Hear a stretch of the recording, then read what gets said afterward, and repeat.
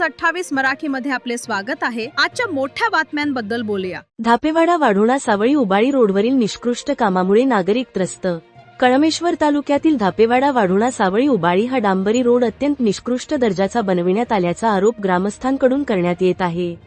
अवघ्या 1.5 वर्षांपूर्वी तयार करण्यात आलेल्या या रोडची सध्या मोठ्या प्रमाणात दुरवस्था झाली असून ठिकठिकाणी मोठे खड्डे पडल्यामुळे नागरिकांना ये जा करताना मोठा त्रास सहन करावा लागत आहे। ग्रामस्थांच्या म्हणण्यानुसार संबंधित ठेकेदाराने निकृष्ट दर्जाचे काम केले असून अधिकाऱ्यांनी देखील याकडे दुर्लक्ष केले आहे।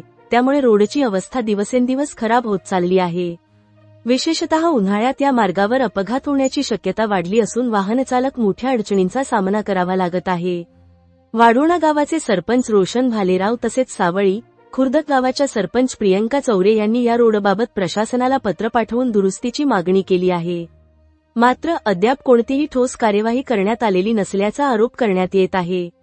नागरिकांनी प्रशासनाने तातडीने या रोडाची पाहणी करून संबंधित ठेकेदारावर कारवाई करावी तसेच रोडचे काम दर्जेदार पद्धतीने पुन्हा करण्यात यावे अशी मागणी केली आहे।